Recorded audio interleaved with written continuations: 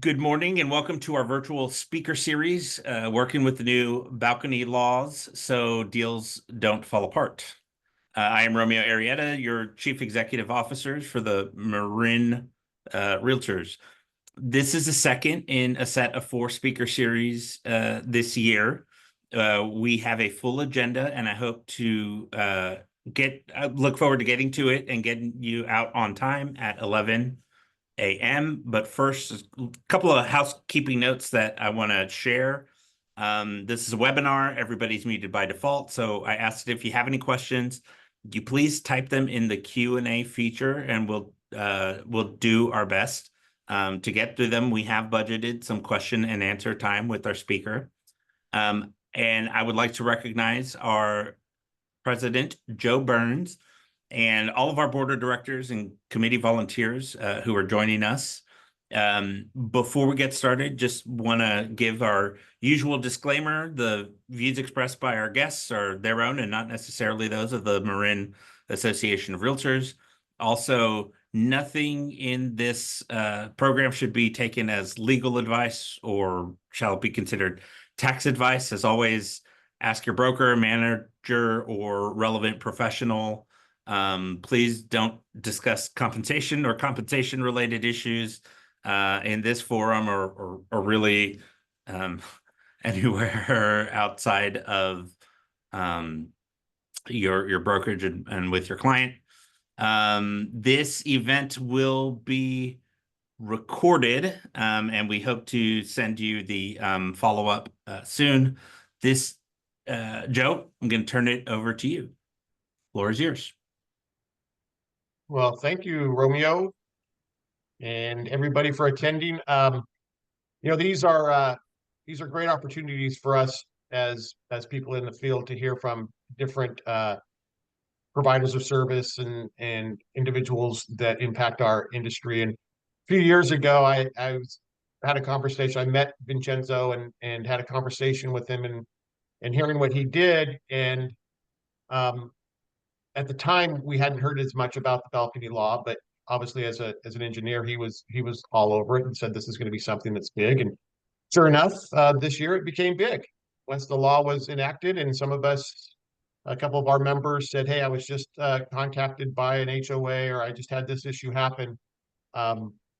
It hit home, and luckily, I had met Vincenzo a few years ago, so I was able to get on the phone and say, "Hey, remember me? Sure would love to have you talk to our group about this because it is a growing concern in our industry for our clients that live in multifamily or own multifamily housing." So, really excited that Vincenzo Melchiorre is here today. See that little Italian accent I added for him. Vincenzo is a structural engineer living and working in Marin and is grateful to be able to enjoy and share the core values that this area offers, such as simplicity, nature, beauty, and the outdoors. During his 20-year career, he has worked in the County of Los Angeles with more than 3,000 structures, NASA Ames campus off South San Francisco, and the Amazon distribution and data centers in California and worldwide, as well as countless properties here and around Marin County. He holds a California Professional Engineering License, a PE certification for Cal OES Safety Assessment Program, and a Master in Civil Engineering. He's from La Sapienza University in Rome, Italy. It's been great to get to know Vincenzo and what he does, and I hope you will enjoy this presentation and find it very useful, the conversation with your clients and moving forward. So Vincenzo, take it away. Thank you. I'm here. I'm going to share my screen. Let me know if you can see what I see. Your screen is up. We're sharing it. Looks good. We're seeing the Safeguarding Californians slide. I do want to mention one thing. Sorry, Vincenzo. I just want to ask everybody, please don't use an AI bot to take notes in this meeting. We really would appreciate not having the use of those. Thank you. Great. So I wrote something down. So it's because there are so many concepts in here. I didn't wanna forget precious details, important details. So here we go. Um, it is my pleasure to be here and have the opportunity to interact with all of you today. Most likely, many of you can recognize this image that we have on the screen right now, which is the balcony as photographed by the local news after the structural collapse in Berkeley in 1995. The collapse that claimed several lives and completely changed the course and the approach of the safety for all wood structure parts. Material degradation, they are supporting people. Okay. So why are we here? Have you ever stopped and thought about the profound role that you are playing? You're shaping your business to make a positive impact. The spaces we build aren't just structure; they are where lives unfold. Family grow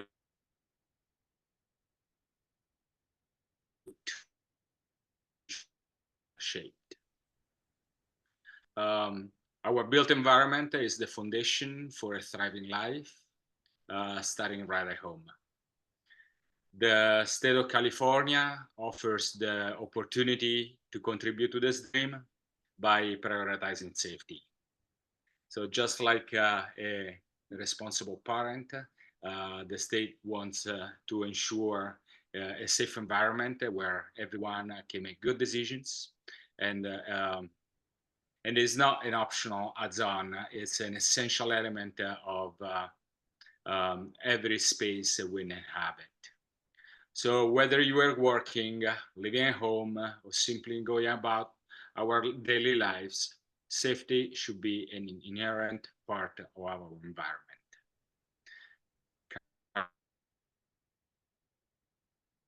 I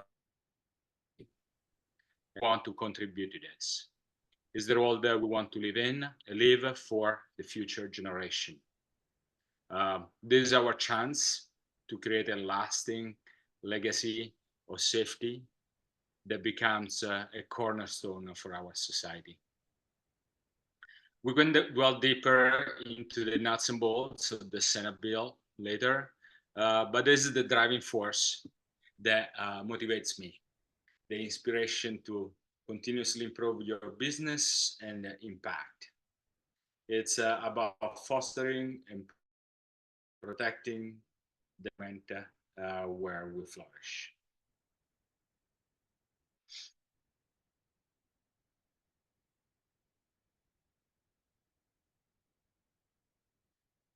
Sadly, incident like the Berkeley balcony collapse in 1995 pushed the concern to the forefront. This Senate bill urged as a direct response to these issues, aiming to be a game changer for safety in the multi-dwelling units.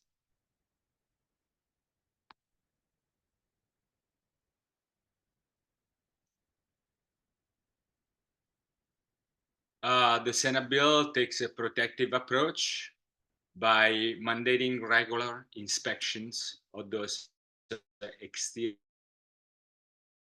elements. Inspections are crucial for catching potential problems early on before they escalate into major hazard. It is important to note that the Senate bill goes beyond just enforcing existing building codes. It specifically addresses long-term vulnerabilities that can develop in balcony, in decks, and other EEE over time, ensuring these structures remain safe for the years to come.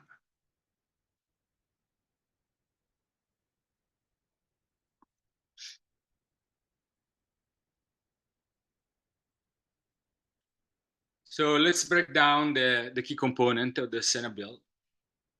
It focuses on a regular inspection of decks, of stairs, walkways, and other exterior elements attached to the multi-unit dwelling. These are called the EEE, so exterior elevated elements. This inspection must be conducted by qualified professional with specific credential to ensure a thorough evaluation. The Senate bill emphasizes inspection independence to avoid conflict of interest. This means the inspector cannot be affiliated with local jurisdiction enforcing the legislation or the entity responsible for repairs on the building are being inspected.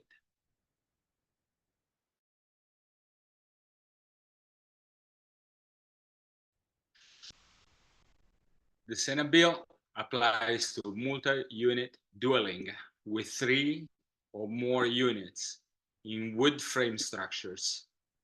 It defines EEE as balcony, decks, porches, stairs, walkway, and the waterproofing. This is important, the waterproofing system. That is for elements that are located 6 feet above the ground. So not a deck on ground, just above the ground, 6 feet. The Senate bill mandates regular inspections of EE by qualified professional every 6 years for the 721, the Senate bill 721, and for Senate bill 326 every 9 years. We'll go into detail.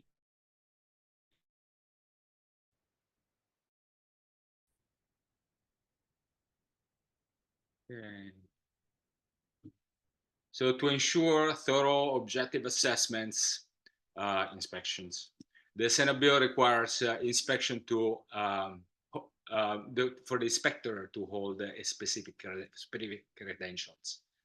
So a licensed engineer, PE, professional engineer, or SC, structural engineer, a licensed architect, a licensed general contractor, and a certified building inspector or building officials. Having a fighter with the right expertise provides peace of mind that the EE are being comprehensively evaluated.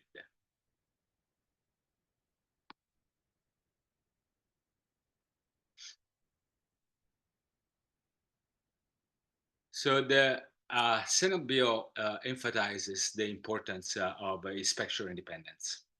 This means that the inspector cannot be employed by the local jurisdiction enforcing the legislation or being affiliated with an entity responsible for the repairs on the building being inspected. I always like to compare to when we need to smog check our car. So do you go to a check only or test only facility or the mechanic? The mechanic will definitely have the interest to find as many parts to change as possible, and most likely will charge nothing for the inspection since it will make their profit during the repair. Trust the inspector who only performs inspections has no interest in inflating the tab. The inspectors are independent. They don't provide design for the remediation or the retrofit. They don't perform the retrofit as a contractor does. So ensuring unbiased assessment and avoid the conflict of interest. This is essential for maintaining the safety and the integrity of these exterior elements.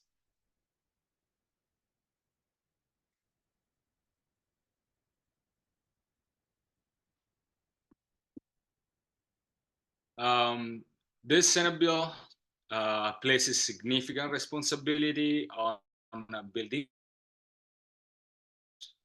or multi-dwelling. As bill turns, understanding the Senate bill is essential to effectively advise your clients on property that comply with the new legislation. In the next few slides, we will explore the key areas that impact the real turn in detail. All right. Building owners have several primary responsibilities under the Senate bill. Here is the breakdown. Scheduling regular inspections by qualified professionals every 6 or 9 years, depending on the type of Senate bill. This ensures ongoing monitoring for the EE.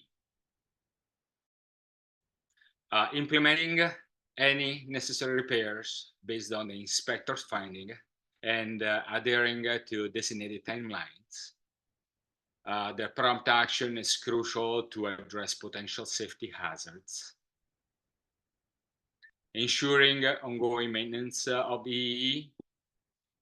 Regular maintenance helps prevent minor issues from snowballing into major problems down the line.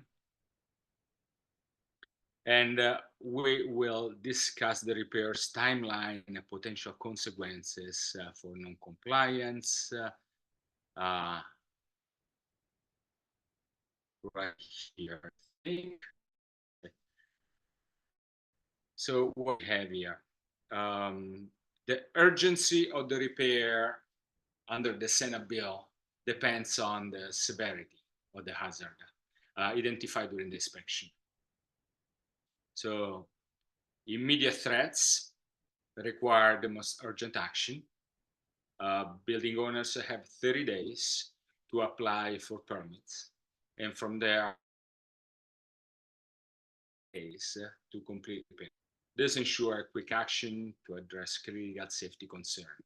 So 30 days to apply, 120 to complete the repairs. Not immediate threats have a slightly longer timeline. Building owners have 120 days to apply for permits, 3 months, 4 months, and followed by an additional 120 days to complete repairs after the permits are issued. While there is more time, it is still important to address these issues promptly to prevent them from worsening. Okay.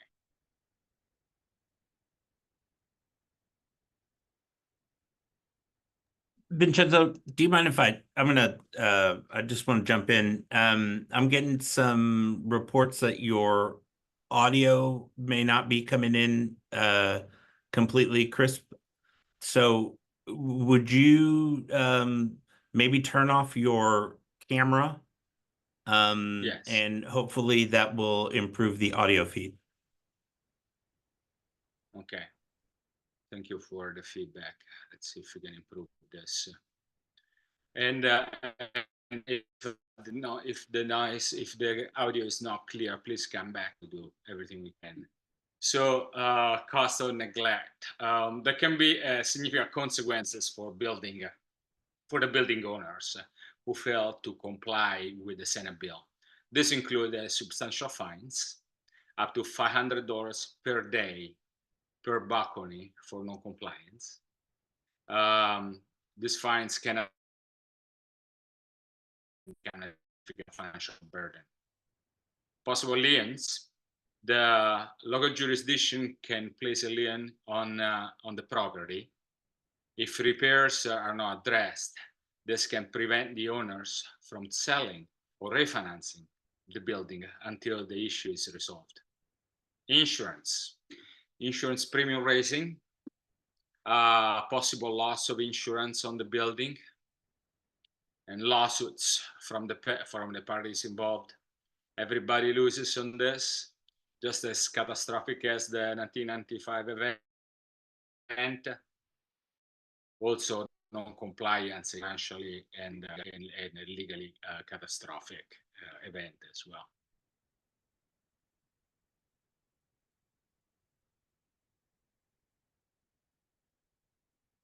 So this California Senate bill isn't just a law. It's a proactive step towards creating a safety net for residents in multi-unit dwellings. As realtors, we understand the importance of finding not just a place to live, but a place. The Senate bill empowers us to fulfill the need by fostering collaboration between realtors, property managers, building owners, and qualified inspectors. Thorough regular inspection, it identifies potential issues before major problem. This translates to peace of mind for residents, for families, and ultimately for our clients. We all have a stake on safety, and the Senate bill provides the tools for achieving it. The clear timeline and consequences outlined in the legislation create a framework for action, ensuring everyone involved takes responsibility. We have all the parties involved. The timelines are defined. The consequences are clearly defined. So let's not wait for a negative outcome to underscore the importance of safety. By embracing this document, collaboration and collaborative spirit, we can proactively prevent catastrophic, disproportionate accident and ensure our community remains safe.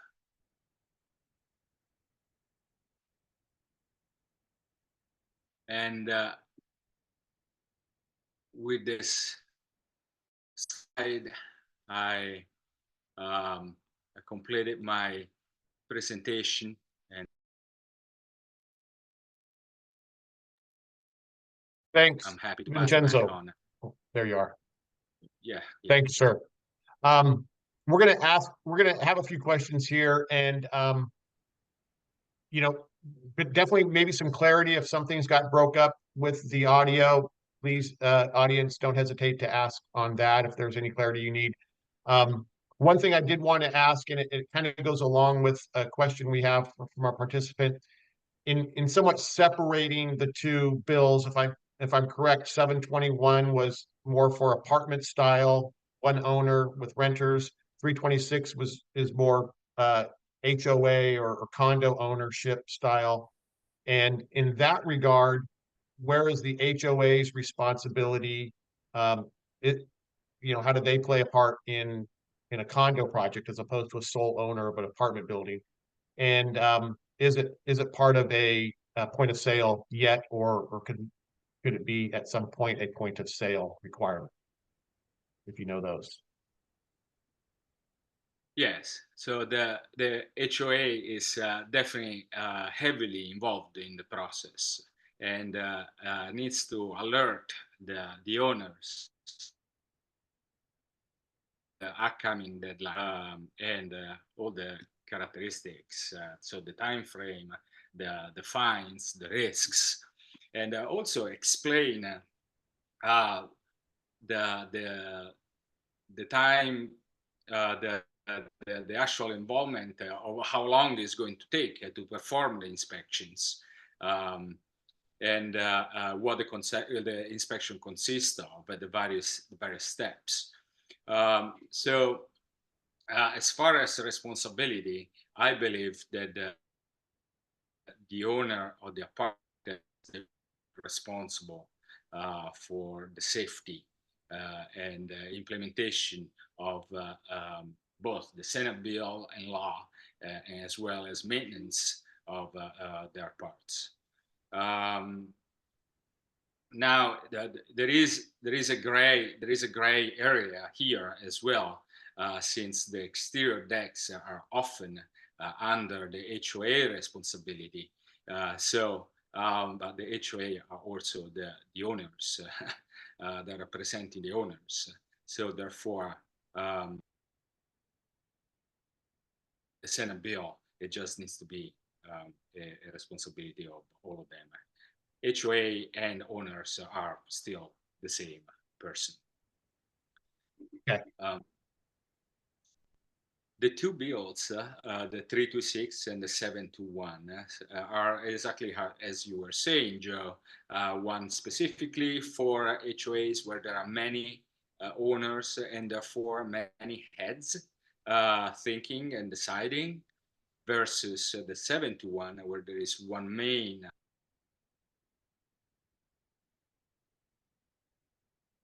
applying changes of maintenance. It can be slimmer, faster, easier. So the timeline that is associated with this still are, I feel like they are accounting for these difficulties, potential difficulties, organizational difficulties they are in the HOA. And therefore, the 9 years period turnaround for the HOA requires that they say the majority of the balconies. Okay. Is the 9 year for, oh, sorry. Is 9 year for the 721 and 6 year for SB 326? Is that how they shake out? The HOA, the 326, the HOA has every 9 years, so further apart, but pretty much all the balconies need to be inspected. While the one where there is one owner, the 721, it says let's do it more often, but let's check just a percentage of the balcony.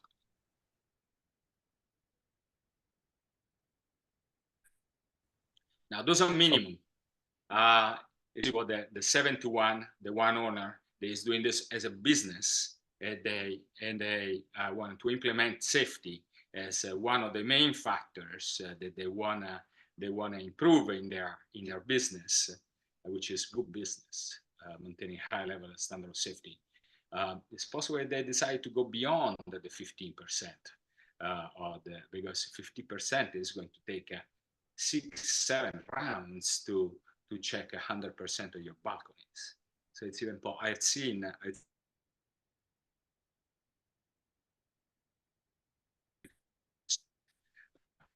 so then within 12 years they've checked all their balconies.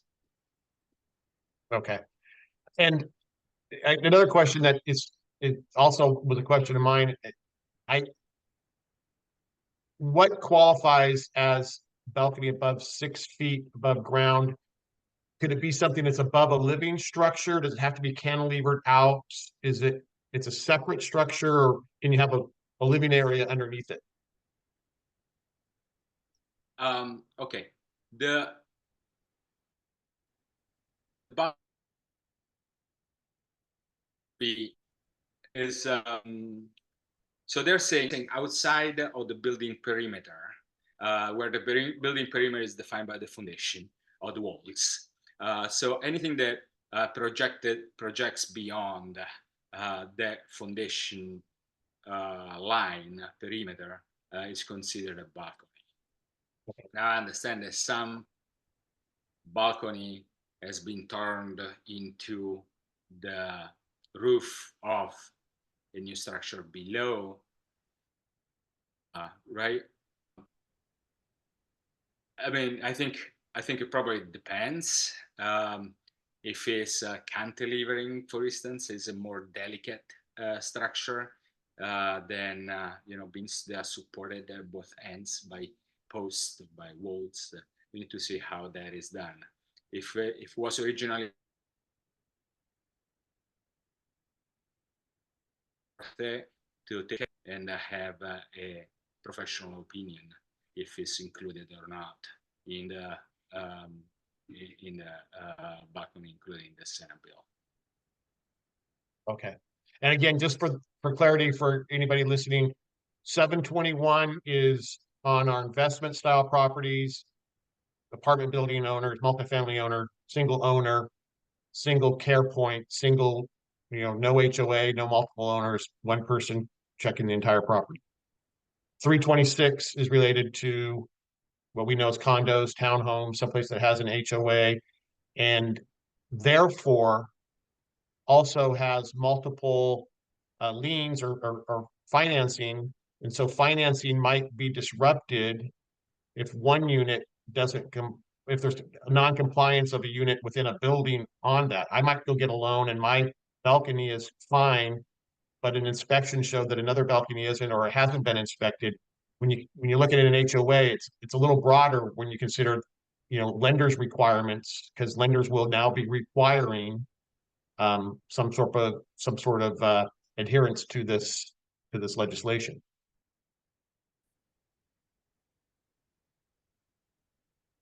Thank you, Joe, for clarifying that.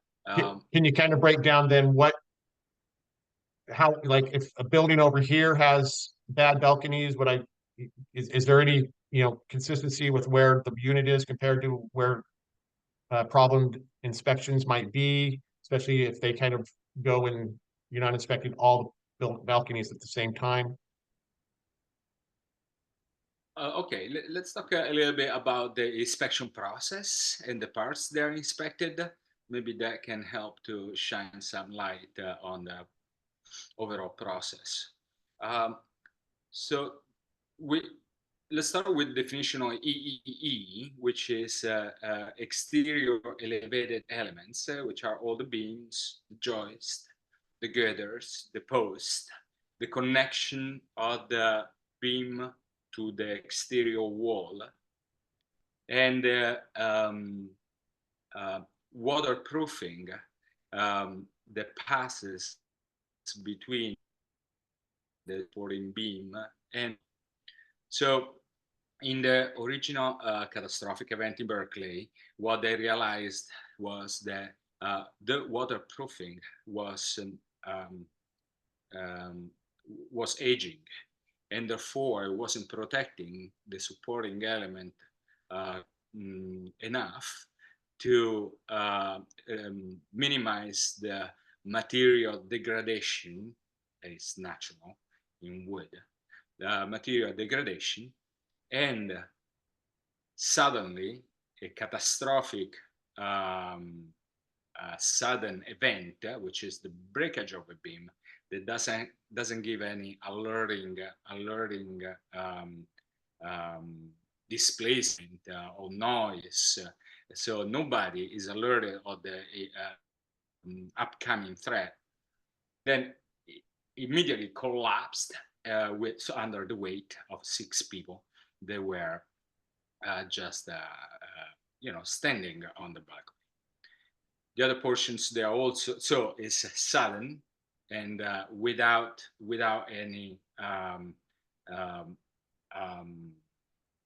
red flags, visible red flags. So what I decided to do is, let's put the eyes of an engineer or a specialized person on the connection between the balcony and the wall that is expected to be the weakest point. And from there, they also say, okay, not just that connection, let's look at the post, let's look at the handrails, so that we ensure that if somebody's leaning on the handrail, it's not going to fall. So those are all the elements that we'll be looking at. The language is a destructive inspection, which means removal of the siding of the wall. Sometimes where there are signs of possible water infiltration. That's where the civil engineer, a professional engineer, experience takes, is important. They look for signs. They say, okay, this is an area that we should investigate a little deeper. So there is possible removal of the siding to see what the waterproofing is doing. Sometimes partial waterproofing removal is behaving. And at that point, we take photos, we record that, and replace the waterproofing, replace the siding, and move on to the next one. Okay, thank you. We have another question regarding mixed use buildings, retail down below, maybe 2 or 3 units above, what qualifies as hitting that 3 unit? And so it's kind of a mix of commercial, residential. Do these still enact the same way? Yes. The interpretation of the bill. For how I read it, there has to be 3 units that I believe need to have balconies. So if we see 3 balconies on the building, and there are 3 different either owners or just one owner at this point, but with 3 balconies, we should be within the characteristic of this application of the Senate bill. Romeo, you had a question come through. Do you have that available? Yes, we've had a couple of questions that were submitted prior to this. So the first one, and stop me if you've heard this one, it's in a PUD or condo development where each home is freestanding and the rules put all responsibility for exterior maintenance on the homeowner, would the balcony certification rules apply? And how about for shared walkways and staircases in this POD or condo development? I understand the question. That's a really good question, and I have seen and worked on development with up to 200 to 250 individual units. They were either freestanding single home or dwelling, like two apartments, 2 condos per unit. They all had their own deck, and there were walkways and stairways to reach either the common area or the private areas. Now, all this parts need to be checked, and they just simply apply. The Senate bill applies to this properties. Okay. I also been, yeah. Oh, I also been go ahead. Go ahead. So sorry, I just wanted to take a second to remind everyone that in the chat, there's a link to CAR's guidance on balcony laws, and we'll share that with the group, everybody that registered when we send the recap email. So just the guidance from the CAR legal department. And I think it can shed some light on a lot of the questions on, okay, it's a wood balcony, which ones apply and which ones don't. Sorry, Vincenzo, I may have stepped over your answer, but I've got some more questions for you if you. Oh, but please go ahead with the questions, and then later on I can probably add to the presentation, because the more we think about it, the more I realize that I can touch on various subjects that I haven't touched quite yet. Go Yeah. ahead, So I thought this was an interesting question that we received, and that is, have you or anyone else in your profession that do these balcony inspections, do you incorporate any artificial intelligence, any AI, and does that factor into the process at all? So AI is definitely coming into the engineer profession quite a lot, and in many ways. So as in the past, we're using calculators and then computers to do repetitive and scalable processes. Now we're using also AI for many portion of the overall process. This is a process that includes inspection, recording, documentation, imaging, and interpretation of the images, and creation of a report, of a summary, of a presentation, and then submission of this documentation to the either the county, the building department, a presentation to the HOA or to the owner. All these steps can be augmented with AI.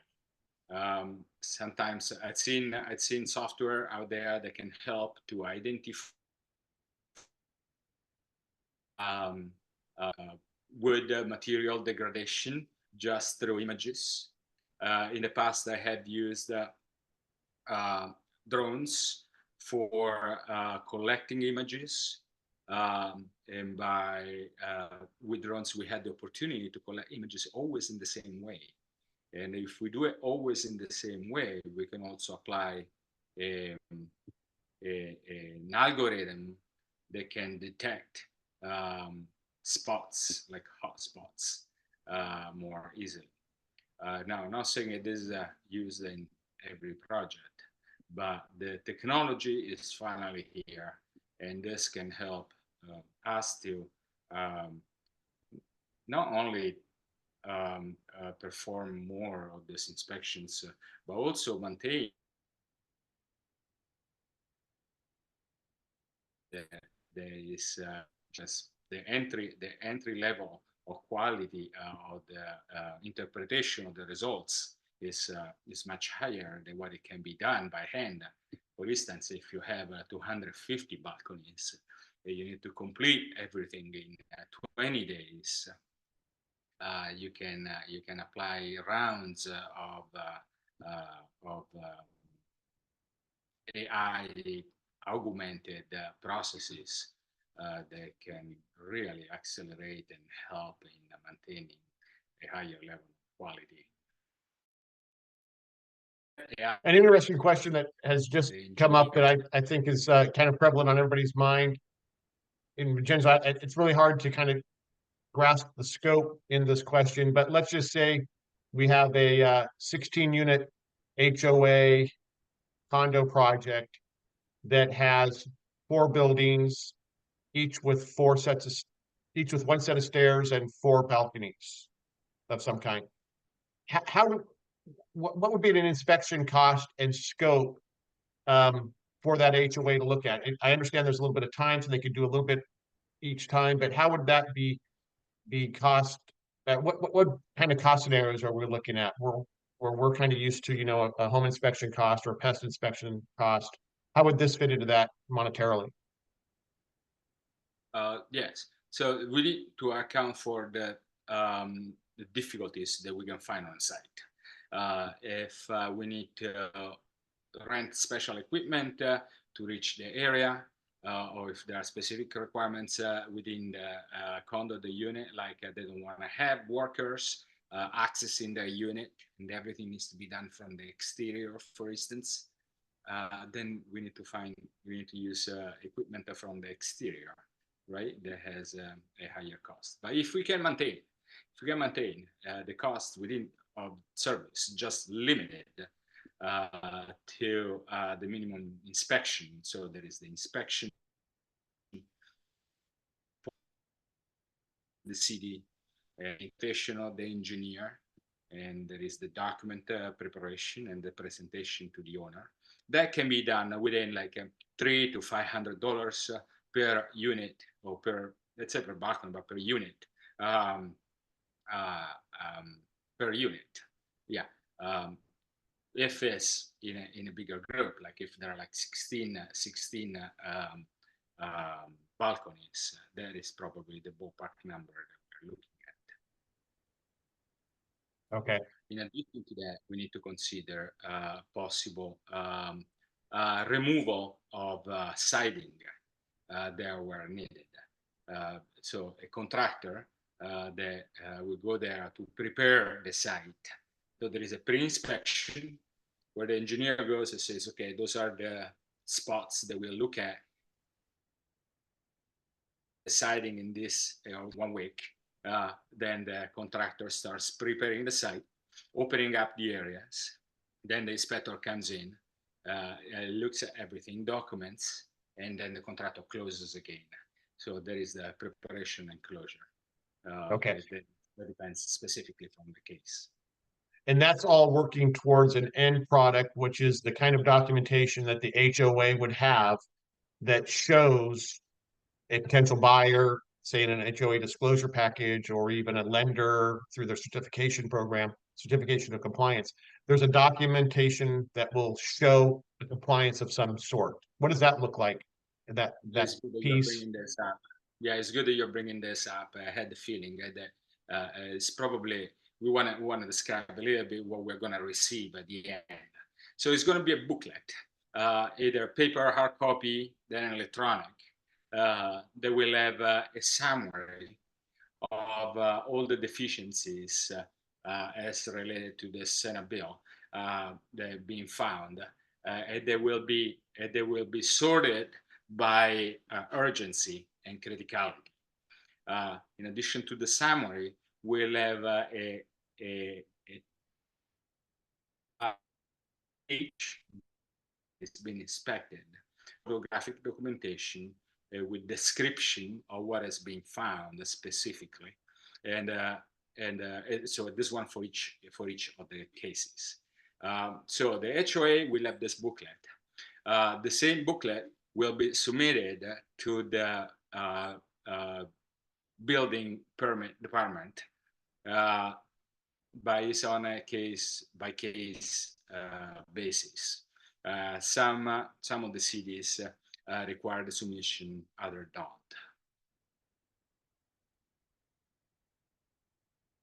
Great.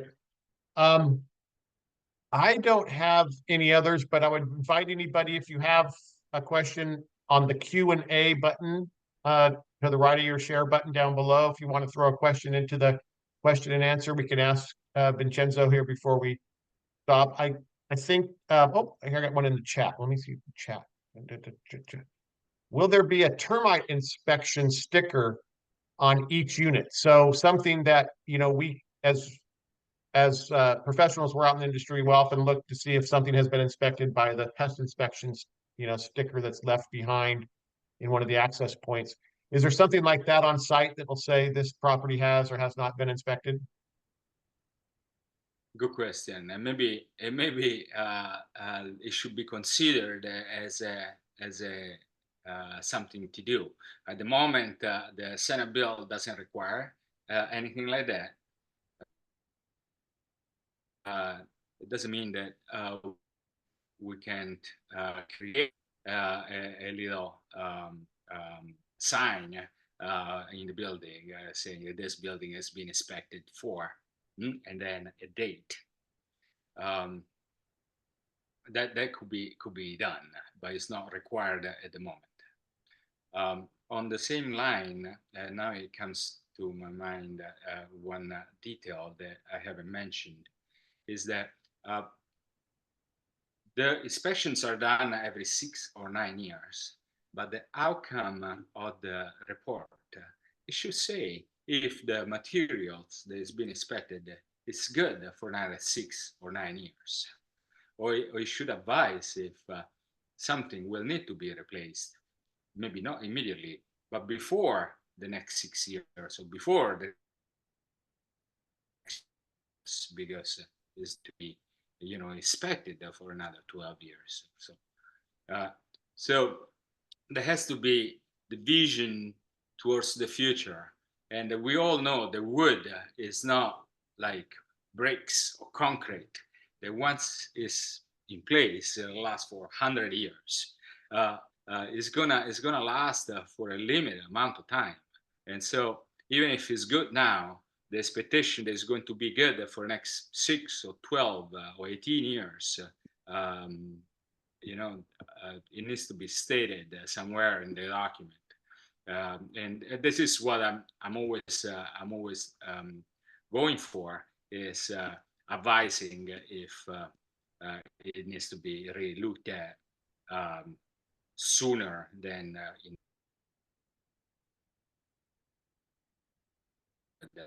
as suggested by the Senate bill. Okay, good. And, rightfully so, because going all the way back to the beginning of this conversation, you showed the individuals that lost their lives, and that should be the forefront of all this. If something starts to look bad, or a higher frequency of inspections on something that might be aged, seems to be most important. I'd like to take credit for those last couple questions, but I can't. That was actually former mayor and excellent real estate agent out of Nevada, Denise Athis. And so, I'm never in the place to steal Denise's thunder. Thank you so much. I think I don't see any more. Oh, do I see another question here? One more question. Oh, there's a garage deck that is leaning. That might be a different type of inspection, but a garage deck that is leaning, does that fit into, if it's on a multifamily property? Yes, absolutely. It's especially if it has signs of instability. The goal here is safety, and we want to put the eyes of a specialist in front of all these conditions. They are potentially critical because they are critical. So they become critical if there are people on top. They are just unaware of the risk that they're exposed to. And decks have a tendency to be like this. It's a moment where we gather with our family, and we spend time outside, maybe in a beautiful day, and we're enjoying the moment, and suddenly something happens. So if there is a warning behavior, a leaning post, or we see that there is water damage, or we see that there are higher vibration while we walk on it, or if the decking starts to be the material start to degrade. It also means that the material underneath potentially is degrading. It might be time to put a specialist there, say, to at least confine the extent of the problem. Hey, Vincenzo, this has been awesome. I knew it would be. I think it's just so ironic that when we met, I didn't know that this was going to be coming someday, years in the future, but I'm so glad it has. I will tell the audience that, I've in talking with Vincenzo in person and going over some of this stuff. He knows this stuff. He knows his engineering business really well. His contact information has been dropped into the chat. If you'd like to write it down, if you'd like any copies of something, email myself or Romeo. We'll try to put you in touch with that information, or with Vincenzo. This topic came about from a couple of our members, Gary Newman, I hate to call people out, and I think Matt McPhee, who said, hey, you know what, I'm hearing about this. So it's coming to our industry quickly.